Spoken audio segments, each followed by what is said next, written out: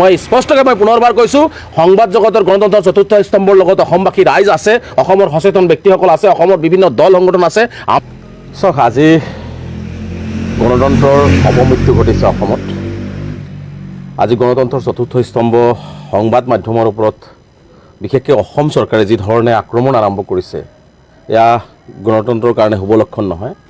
আৰু অসম চৰকাৰে মই দেখিছোঁ যে যোৱাকালি দিলৱাৰ হুছেইন মজুমদাৰ ডাঙৰীয়াই এজন অফিচাৰক বেংকৰ MD-ক প্ৰশ্ন কৰাৰ কাৰণে তেওঁক মাতি লৈ গৈ যি ধৰণে 12 ঘণ্টা আবদ্ধ কৰি ৰাখি নিশা 12 বজাত সকলো ধৰণৰ তেওঁক কোনো ধৰণৰ কেছত ফচাব নোৱাৰি শেষত তেওঁক ভুৱা কেছ জাপি দি তেওঁক যি ধৰণে গ্ৰেপ্তাৰ কৰা হ'ল, এই কাৰ্যটোক আমি তীব্ৰভাৱে নিন্দা কৰিছোঁ, গৰিহণা দিছোঁ। আচলতে মুখ্যমন্ত্ৰী হিমন্ত বিশ্ব শৰ্মা ডাঙৰীয়া যেতিয়াৰ পৰা মুখ্যমন্ত্ৰী হৈছে তেতিয়াই সাধাৰণ ৰাইজক তেনেকুৱা ধৰণৰ ভয় ভাবুকি দি আছে। গণতন্ত্ৰৰ চতুৰ্থ স্তম্ভৰ ওপৰতো এনেকুৱা ধৰণৰ আক্ৰমণ চলা আৰম্ভ হৈছে। আচলতে মুখ্যমন্ত্ৰী ডাঙৰীয়াই বা চৰকাৰখনে এনেকুৱা কৰিব বিচাৰিছে যে দিলৱাৰ হুছেইনক গ্ৰেপ্তাৰ কৰি এটা মেছেজ দি দিলে অসমৰ সংবাদ জগতত যে গণতন্ত্ৰৰ চতুৰ্থ স্তম্ভ হ'লেও অসম চৰকাৰ বা অসম চৰকাৰৰ ৰিলেটেড কোনো বিষয়ৰ ওপৰত কোনো সাংবাদিকে যাতে প্ৰশ্ন কৰিব নোৱাৰে।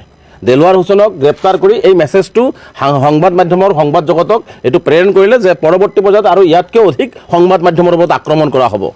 কিন্তু অসমৰ মুখ্যমন্ত্ৰী জনা উচিত, হিটলাৰেও কিন্তু ইহুদীসকলক মাৰি শেষ কৰিব পৰা নাই। গতিকে মুখ্যমন্ত্ৰী যদি ভাবিছে যে হিটলাৰী ৰাজ চলাই, স্বৈৰাতন্ত্ৰ চলাই গণতন্ত্ৰৰ চতুৰ্থ স্তম্ভৰ ওপৰত আক্ৰমণ কৰি কোনোবা সাংবাদিকে গ্ৰাউণ্ড ৰিপৰ্ট কৰিব গৈ কাৰোবাক প্ৰশ্ন কৰাৰ কাৰণে যদি জেল হাজতত প্ৰেৰণ কৰি যদি কাৰোবাৰ মুখ বন্ধ কৰিব বিচাৰিছে, এইটো কিন্তু মুখ্যমন্ত্ৰীয়ে কিন্তু স্বৰ্গ ৰাজ্য বা চৰকাৰখনে কিন্তু স্বৰ্গ ৰাজ্যত বাস কৰা যেন হ'ব। গতিকে আমি মুখ্যমন্ত্ৰী চৰকাৰখনৰ এনেকুৱা কাৰ্যক, পুলিচ প্ৰশাসনৰ এনেকুৱা কাৰ্যক আমি তীব্ৰভাৱে নিন্দা কৰিছোঁ, গৰিহণা দিছোঁ।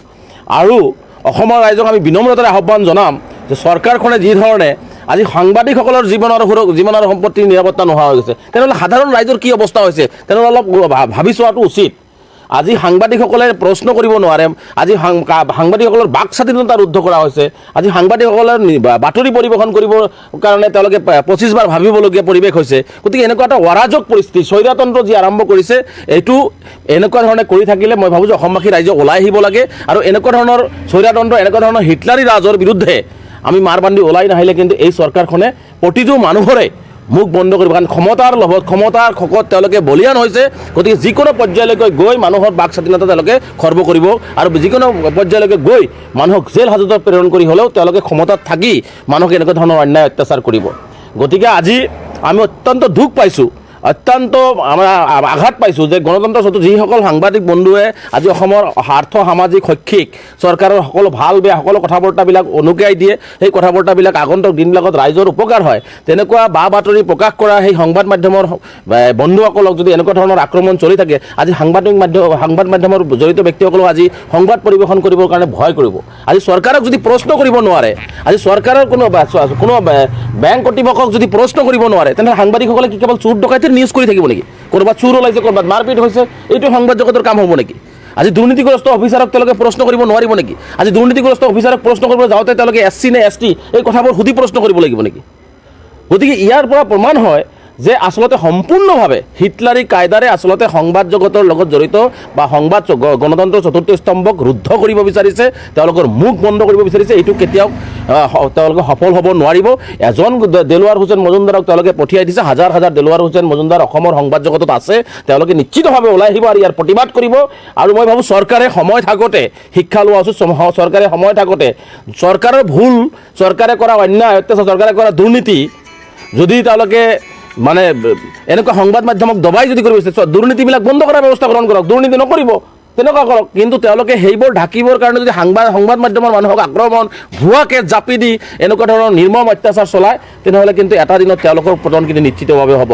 গতিকে মই পুনৰবাৰ দিলৱাৰ হুছেইন ডাঙৰীয়াক যি ভুৱা কেছ লগাই যি গ্ৰেপ্তাৰ কৰিলে আৰু যি ধৰণে 12 ঘণ্টা আবদ্ধ কৰি ৰাখিলে, তেওঁৰ পৰিয়ালক সাক্ষাৎ কৰিব নিদিলে, তেওঁৰ এডভকেটক সাক্ষাৎ কৰিব নিদিলে, তেওঁৰ ঔষধ যোগান ধৰাত তেওঁলোকক বাধা প্ৰদান কৰা হ'ল। গতিকে এইটো কোনো পদ্ধতিতে আচলতে গণতন্ত্ৰৰ কাৰণে শুভ লক্ষণ নহয়। মই পুনৰবাৰ কৈছোঁ, এইটো সম্পূৰ্ণ চৰকাৰে মানে সাংবাদিকসকলৰ মুখ বন্ধ কৰি চৰকাৰে মানে বিনা দ্বিধাই দুৰ্নীতি ভ্ৰষ্টাচাৰ চৰকাৰী মানে অপশাসন চলাই যোৱাৰ এটা কৌশল আৰু সংবাদ মাধ্যমক এটা মেছেজ দি দিলে যে কোনোবাই এনেকুৱা কাম কৰিলে কোনোবাই চৰকাৰী পক্ষক মানে প্ৰশ্ন কৰিলে তেওঁলোকক এনেকুৱা ধৰণৰ শাস্তি বিহা হ'ব কিন্তু মই স্পষ্টকৈ মই পুনৰবাৰ কৈছোঁ সংবাদ জগতৰ গণতন্ত্ৰৰ চতুৰ্থ স্তম্ভৰ লগত অসমবাসী ৰাইজ আছে অসমৰ সচেতন ব্যক্তিসকল আছে অসমৰ বিভিন্ন দল সংগঠন আছে আমি আছোঁ গণতন্ত্ৰৰ চতুৰ্থ স্তম্ভ সংবাদ মাধ্যমৰ বন্ধুসকলে নিৰ্ভীকভাৱে যি ধৰণে চৰকাৰৰ এই ধৰণৰ কুকাৰ্যবিলাক দাঙি ধৰি আছে অহা দিনবিলাকতো দাঙি ধৰক নিশ্চয় আপোনালোকৰ লগত অসমবাসী ৰাইজ থাকিব